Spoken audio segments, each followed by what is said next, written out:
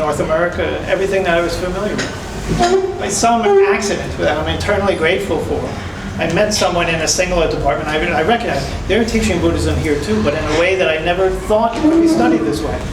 I chose to go there, and it changed how I think about Buddhism.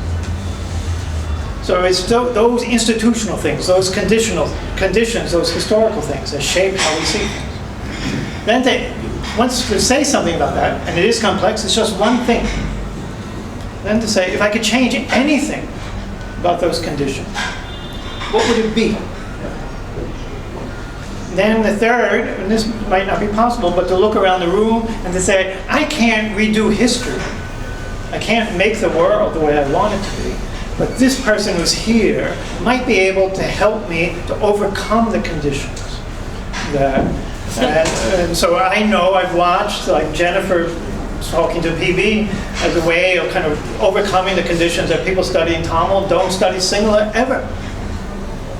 And then to say, oh, but it's too late to start learning Sinhala, but this person can help me. Too late for me, maybe not for Jen. All right, so anyone want to go first? David. Thanks for volunteering, Patrick. No, I mean, I thought of Dandin only 5 days ago. Right, now you have to explain the conditions that made you think of Dandin only 5 days ago. Actually, you're the ideal person to be. Because of Jigal, who's there. He's left. No, he'll be back. He'll be back. I told you that he left the room when he made me do the room. I'm on Patrick's team. I don't think I'd heard of London. Maybe I had. Until an email dropped into my inbox from Yigal saying, would you like to come to Jerusalem for 5 months? Okay, so this is what we want to know. Why haven't you heard of London? Because I stand my head on in the no, it's not really about you. It's about how the study of old Japanese literature works. I have a prepared statement. May I? Sorry, I'm going to read it verbatim. Studying Dandin's possible influence in Old Javanese, the historical conditions of Southeast Asian scholarship have constrained whether and how the Indian legacy should be considered in Old Javanese studies. The O.W. Walters moment in the study of Southeast Asian history brought with it a healthy turn away from studies of Old Javanese literature dominated by Indological ideas and methodologies, and brought with it the efflorescence of many new translations of Old Javanese works that really showed it in its true colors. But it also resulted in a new orthodoxy that rejected the study of Sanskrit as a legitimate part of Old Javanese studies. The study of Dandin's possible role in the formation of Old Javanese literature thus has to be undertaken in resistance to contemporary currents in Old Javanese and Indonesian studies. Regional identity politics too play a role here. That's correct. I agree. So I ask your help. Please help. I've been thinking about Dandin for a long time, so by contrast, it might be interesting or useful. So what am I supposed to begin? Why do you see Dandin in the way that you do? Well, I see Dandin the way I do as, this just goes back to our discussion the other night. I see Dandin the way I do as a historian, as someone who's, his work was produced by the subtending, historical forces, and wasn't during its life in the world, was fundamentally conditioned by material and social and intellectual realities extrinsic to itself. So it means that if I'm looking around at someone, I look to Charlie Hallisey, and someone who wants to think about the radical singularity of the text and like the author and the kind of moment of genius that it includes within its story, within its history. I would still say without being willing to give up the point. As is my want, I'll distort and exaggerate. Please do. But it might be that one of the institutional problems for us that will shape how we approach Dandin is what Tipesh Chakrabarti has identified. Asian thinkers cannot exist in two times. They can't be contemporary to us, in which we're alongside learning how to think about something with them. Like Aristotle still is, and Marx is, and all kinds of other people, Kant is. But they can only be historical figures, which we have to see them in their time. And that may, because we see them only as the products of their own time, and not somehow also existing in our time, limits what we can learn from them and how we see them. The other real limitation I feel, sort of structuring my thinking about it, is I don't think we get, at least as, as a essentially 1.5 monolingual American English speaker, we don't get eloquence in the modern world, in modern America. I don't think we get eloquence as a kind of autotelic phenomenon unto itself. I find saying I'm a poet and don't know it pretty eloquent. Rolling Stones?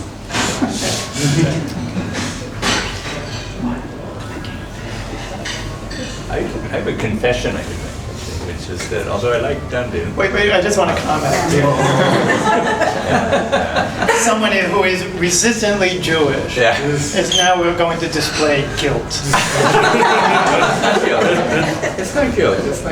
On your knees. I like Dandin. I like him even more now that we've spent the last 3.5 months reading him. But I like Ruyaka much better. He's my way of... He's the one who made the big revolution. Way of thinking about Anakara. But having said that, I do want to say that the thing about Dandin that I like most is that it's not a matter of like just cataloging a figure or identifying and putting a figure, putting a label on it. It's not like that. That's the brilliance of the book. I respond to that. He's doing something of a very different nature. It's not so easy to actually articulate what it is, but there's some magic about the way he discusses these figures. I just want to push you a little bit. Yeah.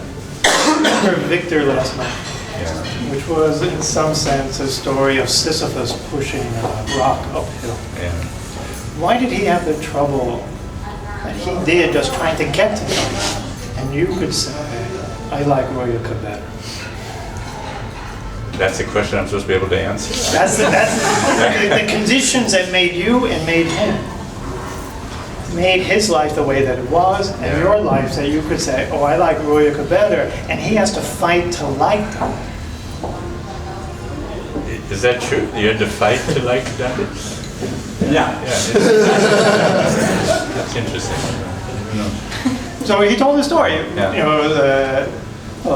Your colleague at Cornell went to Ingalls, Van Buiten, and all kinds of people. They said, we don't have time. And then that's how he started to. So they just say, oh. Well, they had their Dandin, but they wouldn't help me get to Dandin. Right. Or they wouldn't help me to leave. Right. So we had to fight to go over there. Right. So the conditions that created you, that you're able to say, I like Ruyaka, created him as well, in which he said, they won't help me to like them. I don't know the answer to that, but I know that everything I read, it always has a kind of ground-up feeling. That is, I learned Tamil, I learned a living language. Ruyaka, you come to Ruyaka, if you speak an Indian language, it's a different experience, I think, than if you sort of read it as if it's like you're somewhere immersed in the history of the Shastra from the Sanskrit top-down perspective. It's different. I don't think I've ever read anything in Sanskrit that I didn't somehow feel belonged to some living language or something like that. To a living... Some living languages, human beings speak as if the Sanskrit was like another... In other words, it's a sort of bottom, it's bottom ironic up. because I started out in Sanskrit studies and gravitated over toward Chinese studies. And the reason I did that was because I was doing both at the same time, essentially, and then I thought, well, Sanskrit studies is not living. I thought it's all encapsulated in the past, whereas China's charging forward and actually kind of abandoning its past. But now I hear you say that the whole Sanskrit tradition is very much alive in you. it feels alive to me, but it's because I see it as a kind of Telugu or Tamil or something like that, another register that is. So here's just an idea. You learn Telugu for the same reason that he learned Chinese. Yeah, probably.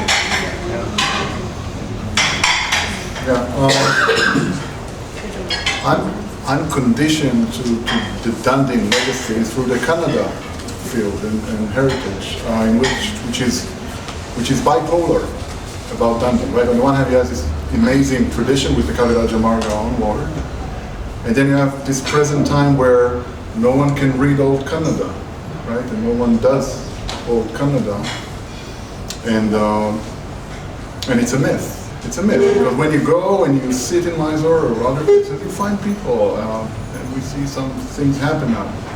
So my problem is with the myth, right? And it's embodied even with Nadaraja Rao. I wish he was here, that I could share this with him now, but who I worked with him on Sanskrit, and then I came with him with old Kannada Kavya, and I said, read with me, Kannada. And he said, no, I don't know old Kannada.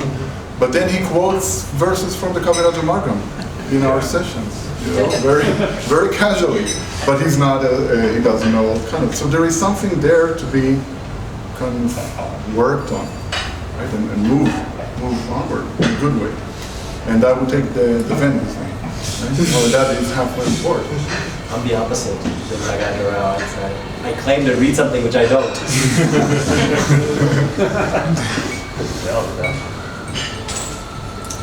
Okay, so I wanted to be in Tibetan studies, but I entered a program at Berkeley that was a program in Buddhist studies, but was very South Asia focused. And so I was compelled to do a huge amount of Sanskrit and eventually Pali.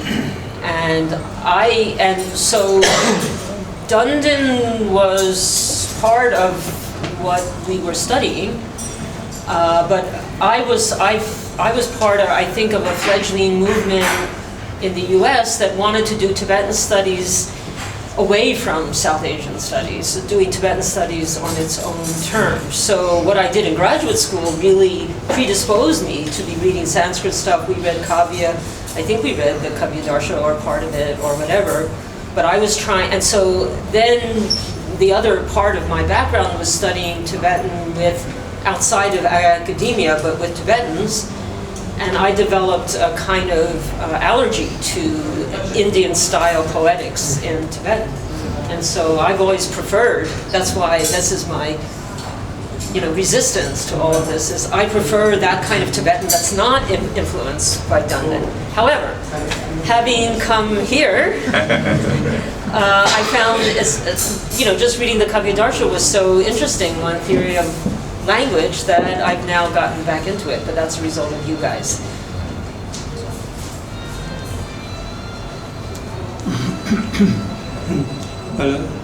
In the beginning, I wanted to know every language in the world. And I realized it was not possible, so I decided to go for linguistics. And then on the way to linguistics, I met with Tamil. And at first was interested in spoken Tamil. And I discovered the folklore, the fisherman's song, etc. Then I discovered classical Tamil. And then I heard that there was something like Sanskrit. So I thought it's a part of Tamil which I will explore later. But Tamil is a vast domain, so you have to start by something. So I started with Sol and with Elutu. But I was interested in the Shastra, but also in the literature. And then I heard there was a third chapter called Polula Digaram. And I was interested in understanding the convention, that's the Polul à proprement parler. And I was also interested in the Seiyul. But somehow the Ani was far away. There is the Uvama here, but I saw that as part of the study of Pramana. So I'm interested in Pratyaksha, I'm interested in Anumana, I'm interested in Upama as a Pramana, but I was not sure that it was also an ornament. And I knew that there was a Tamil curriculum in 5 parts, which I've shown you the other day, and I know that Dandin Alangaram was part of the curriculum, and I thought someday I would have a look at it, and I had some idea what is in the Virasurium because many parts interest me. But if Yigal had not made the suggestion, I would probably not have tried to go that quickly into the Alangaram, probably because there is a question, can there be natural beauty? So do you need ornament, or is natural beauty enough? Well, David knows the story about the question of the feminine hair as a natural smell or not. And Shiva has put his, what is food in English? What is what? Foudroyer. Lightning? Lightning, a flash of lightning has been sent on the poet Nakiral, who had criticized Shiva, who had talked about the natural beauty of the natural beautiful smell of the hair of the queen. So somehow natural beauty was enough for me, or understanding the texture of natural beauty through Varnam was enough for me. And I was not sure how long it would take to go to examine the ornament, the jewels. So now that I've started to have a look at, so when Yigal sent his message, said I had to read the Kavya Darsha, but I read it in translation, of course. Also, I heard of Bamaha, so I tried to read Bamaha in translation. So, and I also tried to read the Natya Shastra earlier. So, but Dandin for a long time has been a name on a map. I knew someday I would try to understand what is below that name, and I'm grateful that by coming here, I can progressively have a more clear idea. Maybe he was a goldsmith, or my grandfather was a goldsmith. So, I don't know, maybe. These are all my imagination of the moment.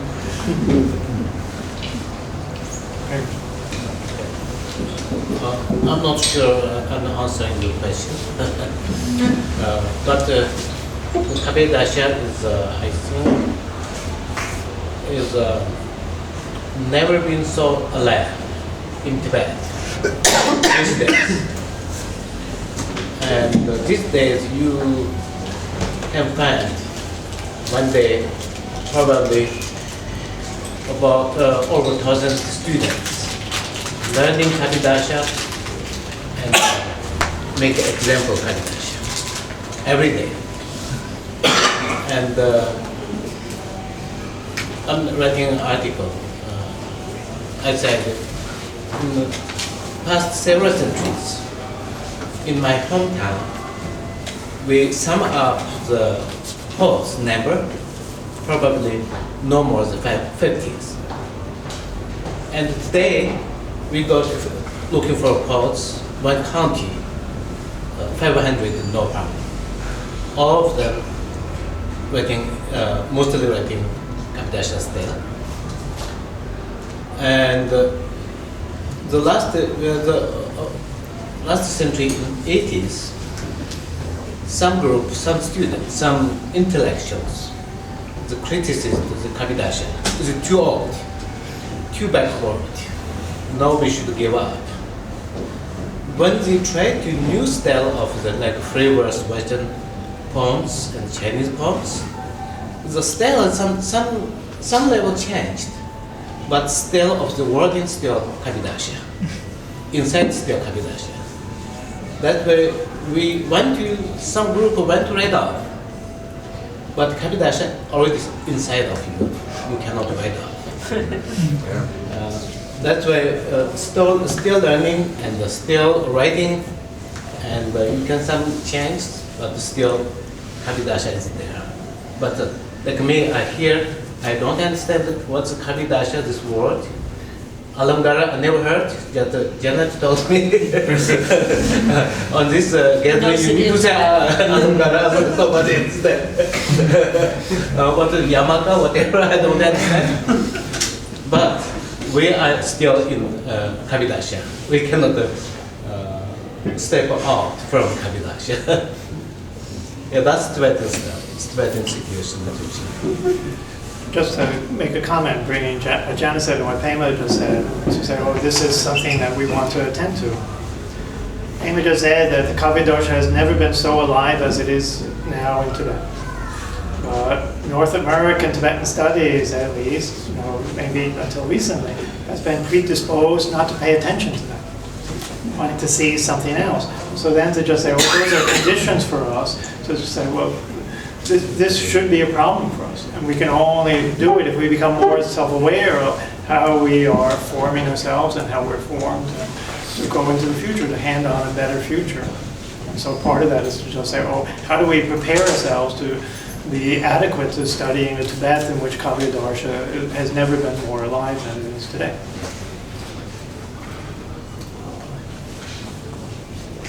I don't know why it's the case that it's never been more alive than it is today. Well, that question can't be asked until you have a kind of Tibetan studies that is kind of open to even noticing that it's alive.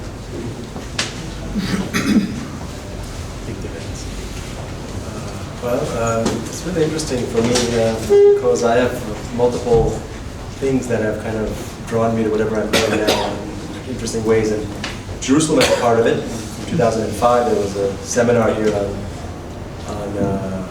regional Sanskrit, language in the regions, Sanskrit in the regions. But Kavya Darshan was the first Alankara text that I read. I was trying to read all the texts from all the genres with scholars, and this was the one that they wanted to read. So this is the one I read, at least some of it, not all of it.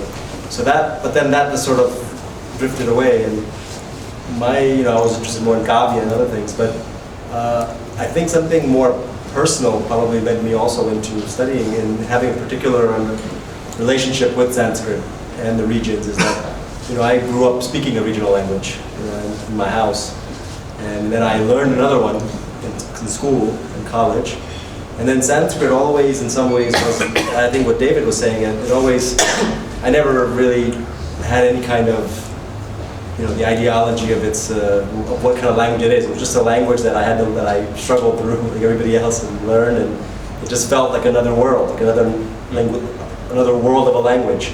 So I treated it like that.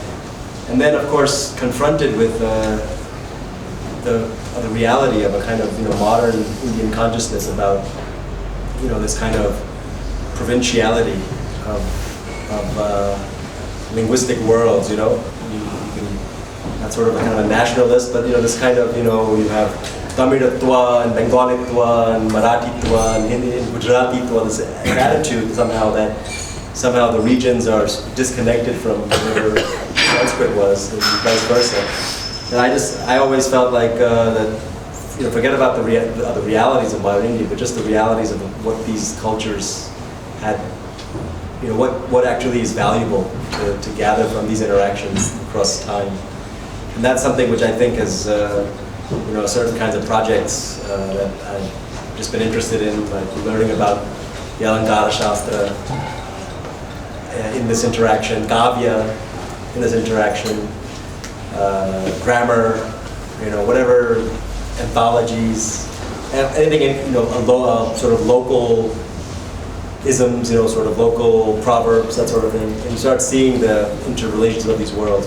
So I think Dandin in some ways now comes back, and you start thinking in this project that, of course, I'm learning everything new here too. I didn't have the perspective of Asia, and Dandin, so Yigal was bringing it up and talking about it at this conference, and setting it up. So it's kind of interesting. I don't know where I would say my entree was. The question is, about Dandin. Of course, I'm here because of this interest in this Kaviraja Marga, but that interest started because of a friendship with a professor of Kannada in Telugu, who I just I was learning from and spending time with and being friends with. So, but that itself I can probably trace back to an interest in regional things, which traces me back to Jerusalem with the conference in 2005. So everything kind of is in a big matrix for me as far as this goes. Let me just ask a kind of question for people who teach Sanskrit or who study Sanskrit. In second year Sanskrit, what kind of text did you read? Was it the Gita? Yes. No. Dandin. But this was in August. We did Veda from and then I did like a reading course of Tantra and Mahabharata. So the negotiated settlement, I wanted Mahabharata. The teacher wanted Tantra. Lala, Utopadesha, and the 15th chapter of the Gita.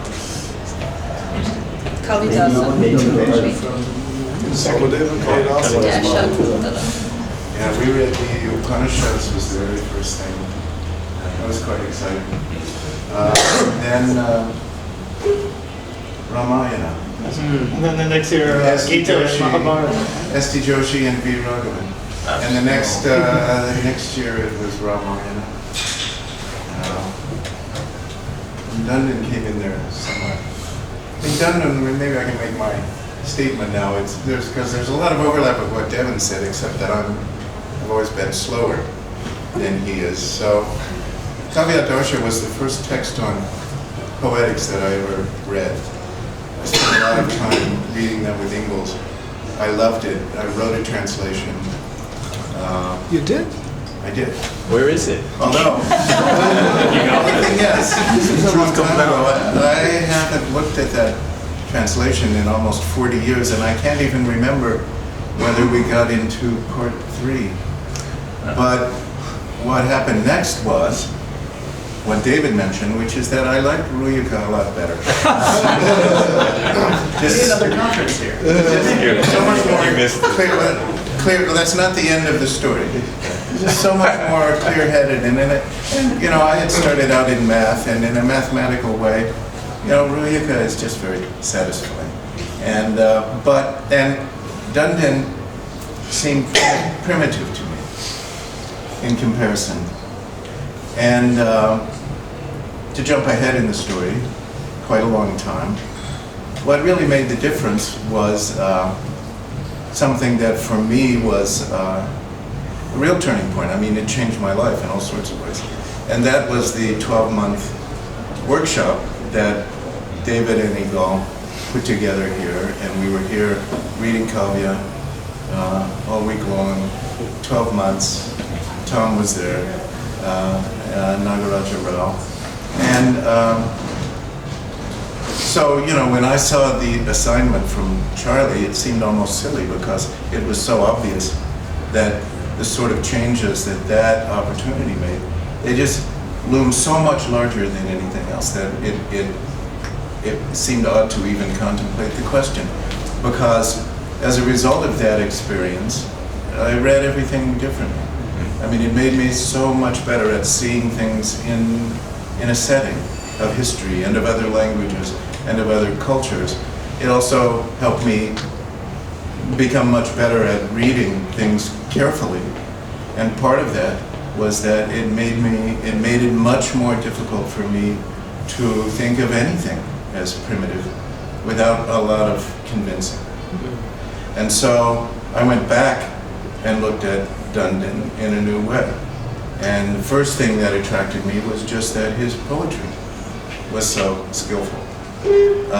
But then I started looking at the definitions again and saw that there was more going on there than I had realized. And then I came to wonder, in what way they were really definitions, in the same way as some of the other things that are. So that's a process that, I'm still in the middle of.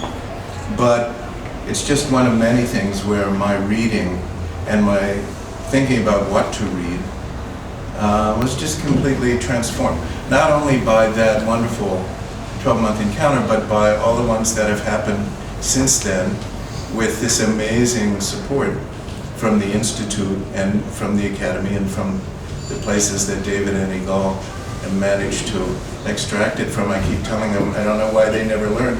They keep letting us come back. Yeah. And so many people in the room were part of these later things. Your padukas are enshrined in the Institute in Samandar's room, We're just waiting for you to come back and assume your padabhishek. Well, it was good to see Samadar, but actually it was better to see all of the people here who were in some of those later workshops. Evan was there, Mayan, has been involved in these, and Larry, Gil. I mean, I can just go around the room and name people, but those people are those are my answer to what has made it possible for me. First of all, even to think very much about Dandin compared to how often I used to think about him, but also to have better ways to think about him. And so, you know, that was just a very fortunate thing. And I know from talking to people elsewhere that this is actually pretty rare. I mean, there are a lot of institutions that are somewhat like the Israel Institute for Advanced Studies. But for that matter, there are things that go on at the institute here that are not like, you know, these things that go on. And that's largely because of Igal and of David and of Charlie and of the, you know, the people who have been generous enough to help slow people like me open up on these things. So I don't know how I could talk about anything else.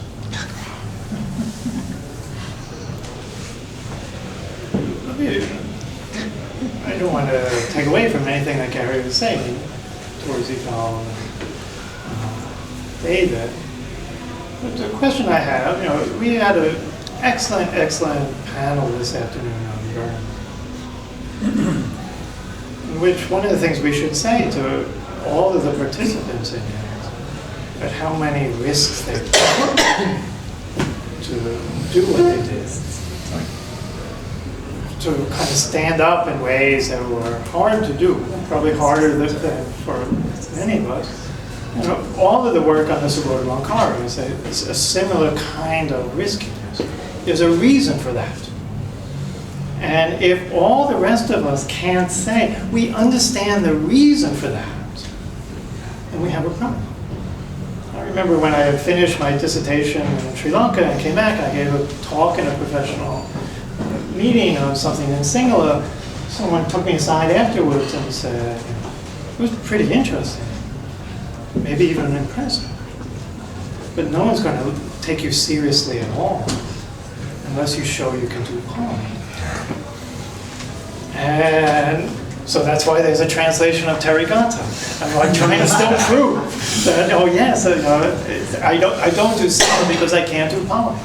And so there's a way in which, why don't we know about Subodh Lankara? Why don't we know about the P.V. Migas Cobra like reveals to the world that there's a Sinhala Sanya on the Subodh Lankara that we didn't know about. And we say, oh, this is not something personal. This is about the world. And unless all of us learn that, oh, this was really risky for Christian to come here and do what he did, for Alish to do what they did, and then just say, oh, we're not understanding what the situations are, of the unequal pace of history. And that's part of what it means to kind of say, oh, I'm shaped by the conditions not of my own making, so are other people. How can we accept where we are and overcome it? Can I say something? Because there is a hidden story from my personal side. Because actually, initially I was not that interested in Pali. I didn't even know that Pali existed. So when I finished classics, I decided to study Sanskrit because I heard that there was something called Kavya. I was doing classics and I took an introduction to Sanskrit, and the teacher, who was an Indo-European linguist, said, yeah, there is literature. It's called Kavya. It's like Góngora. I'm Spanish, so it's like Góngora, Quevedo. Wait, like you're Spanish? I'm Hispanic, yeah. All right. I was just going to say, make sure this is recorded. He's already been photographed shaking hands to the king, so so that's a minor. So that's when I decided to learn Sanskrit so that I could read two things, and that was back in 2003-04. I could read Kalidasa and Dandin. These were the two names that I heard. That's as much as I knew about Sanskrit literature. You took a wrong turn somewhere because you're reading Arya Mansa. Wait. It's a long story. I'll try to cut it short. So then I said, okay, what can I do? I can go to Europe or something like that, but I didn't have the means. I said, let's go to India. And I went to Pune. And my only idea, so I bought a book, Kavya's Meghadutta and Dashakumara Charita, and tried to read that. I couldn't understand anything, even with, I didn't know anything at the time. And that was the idea, so I landed in Pune with the Meghadutta and Dashakumara Charita. Went to the Sanskrit department. Finally, through many difficult procedures, I got admission, even when I proved that I didn't know anything. Which actually was a bad omen, but anyway. And then the first day they asked me, what do you want to learn? I said, Sanskrit. It's not just you learn Sanskrit, there are so many things you have to choose. I said, poetry. I said, why do you want to learn poetry? I mean, poetry you can learn at home with a dictionary. It's so easy. The lady, it's like they show me, some young ladies were learning poetry. That's not my. That's oh my God. You've gotten yourself in a lot of trouble. But it's true that it was the idea. I mean, that was the environment, And it's not that I didn't want to join the ladies and but they told me that there were things that were. I mean, they were the Indians. They were the guys that knew Sanskrit. So finally, I met them. And they say, you should learn, difficult stuff, like Vyakarana or Nyaya. And I say, okay, I'll go for Vyakarana. But then there was a professor of Nyaya, Vyanjab, in Pune at the time, and no one was taking Nyaya. I said, okay, I'll do Nyaya with him, just to learn with this professor. So at that point, I forgot about Dandin and Kalidasa and stuff. Then I finished the master's in Pune, I went back. And then when I was doing my master's in Barcelona, already concentrating on Pali, I had some free time. And then I started translating the Meghadutta with some knowledge of Sanskrit. So finally I could publish the Catalan translation, bilingual and all that. And then I also was reading the Dandin, Kavya on my own. I was in Berlin, just on my own. But then I got that scholarship to go to Cambridge and do Pali Vyakarana. So again, I was carried away from Dandin and Kavya, which was initially my main interest. And I got into Buddhist studies, which is something that I like. But then I also write fiction, and there's one story that where I don't know if that was like unconsciously something that I tried to get closer to Dandin through this fiction. So I imagine one story where Dandin is actually one of the main characters. I will not go into the story. But the point is that, unlike so many people here, I was thinking about Dandin every day, but in a different way, like as that character in my story, like a poetics teacher. And then that thing came, I met Charlie and he said, do you want to come to the Dandin conference? I said, why not? I mean, whatever. I can be happy. And it was very funny because coming here I also could meet so many people that are not directly related to Dandin, but they are related to things that I do. And it has been quite magic, and I don't know. In my case, so if the question was, what would you change? The answer is nothing. But one interesting thing in what you said is that in the genealogy of your Dandin is Gongora at a very early point. They couldn't find any other parallel, to describe what Kavya is. This lady, she studied in Leiden, and I think she read some Kavya, so she knew from first-hand knowledge. And so I asked, but what do you mean, like court poetry? What do you mean court? That doesn't mean anything. I mean, we know what we are talking about when we say court poetry, but that doesn't mean anything. It could be just that it's written in a court, so how does it look like? And she said, it's like Gongora, Quebec, or stuff like that. It's difficult to understand. So, I don't know. I started with Coulson, by the way. So then we were reading Coulson, and there's a lot of Kavya there, so I got into it.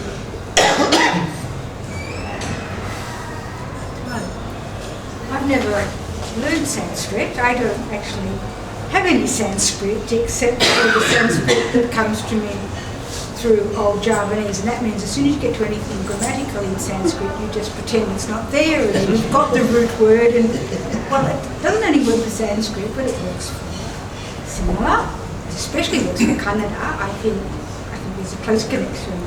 I'm not so sure about Tamil because it's a very funny language. But so I'm actually able to come to Dandin, not just, well, I've never read Dandin in Sanskrit, only the bits that we've got. I'm actually doing Dandin in a multilingual fashion for the very first time. And from that, I just, as I say to people who say, Dandin, Sanskrit, yeah? What's wrong with sitting and reading poetry all day long? And I think that when we actually are only reading Dandin, apart from Old Javanese Ramayana, which is beautiful but different, that in fact there's so much poetry in Dandin, particularly in Dandin in a multilingual context, in a variety of languages that we have no command over. That's the power of Dandin. He actually does travel, and I think Yigal's right. I think he does travel, and it's the poetry of Dandin that you can get into, even if you don't know any languages that he's writing. So I think that's really important with Dandin. I've noticed that Patrick has been trying to get behind me as if to get and that has drawn him to my attention. I'm complete, so I can see it. Yeah. So I'm going to abuse my long friendship and relationship with Patrick because I know that he wrote what was a private email, not to me, but to someone else when he heard about coming for a conference on Kavya Darsha. And he wrote back and questioned, what? No, Dasha Kumara Charita? Explain where that question came from. Oh, that's because Like, one of the things you could just say, what? No translation of Dandin in Kannada after Kavi Rajamarga? Why Dasha Kumara Charita? Well, we were talking about that a minute ago because she's doing Don't point to her. You wrote the email, so. Well, I'm interested in Dasha Kumara Charita because it has Dandin was possibly the last close reader of the Arthashastra. I don't see anyone after that except for the medieval commentaries who took the Arthashastra seriously and used it in a kavya. We're changing the schedule tomorrow. We're giving a paper on this tomorrow on Dandin as a reader of Arthashastra. I had no idea. We talked about that on the bus. So that's why I talked about that. I thought you were interested in in a broader context than merely the mirror. Wait. Merely? No, in a broader context than just, okay. We just can't help ourselves, and that's what I mean. Conditions not of our own, merely, just. Yeah. One of his works, yeah.